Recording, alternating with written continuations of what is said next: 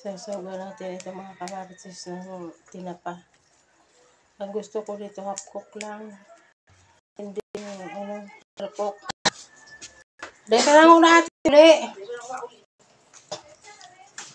Tapos isa yung nyog na malaki.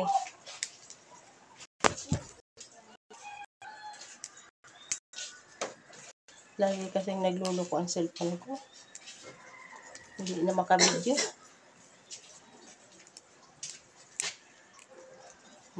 Ito. Automatic siya. Liwan mo kumaray. Naliwan na ko. Kaya pinalayas.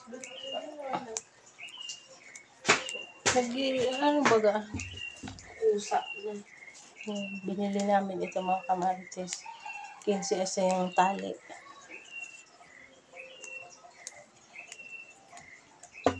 Hindi na nga ako mga kamarites nakakapunta doon sa bundok kasi lagi na lang ako may sakit.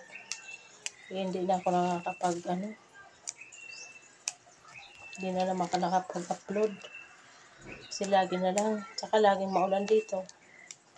Ngayon lang naman lumabas yung init. Mamaya niya naman makulimlim na naman. Kulutot kita. Patapos ako ng tanganin. Teka na mag-ulit. Tamapod na naman ako sa inyo. Gusto ko dito mga kamaris magluto. Yung konti lang ang sabaw. Saka yung hindi lutong-luto. Yung ang masarap nito.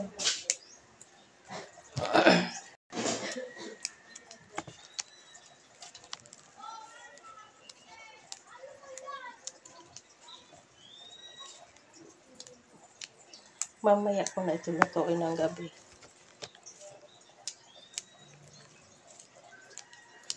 Inano ko lang ngayon.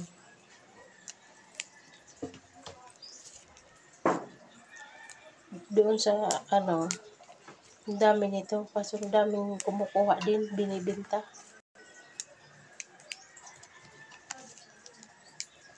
Pag maulan mga kamatis, yun nakakatakot sa madam mo. Kasi yung uod na gumagapang. Munti ka na sa akin makapasok sa mata ko. Dumaan lang ako sa madam mo. Isus pagdating ko sa bahay, munti ka dito na talaga sa kamay ko. Isang na lang, pasok na sa mata. Diyos ko, sigaw ng sigaw ako. Kasi matatakotin ako talaga sa mga ganyan, sa mga uod.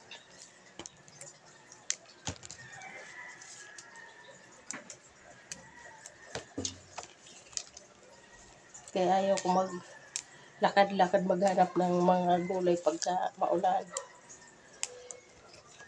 Yun ang kinatakutan ko yung uod na dumadangkal. Gumagapang.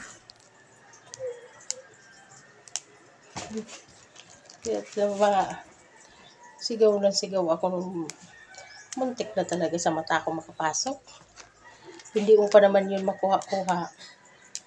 Pag nakapasok yun sa mata, hindi yun aalis. Hindi yun maaalis pagka hindi pa busog na busog. Dugo. Sisip-sip na dugo. Tapos yung mata mo, pulang-pula na. Ayan mga kamarites. Ito yung dugo.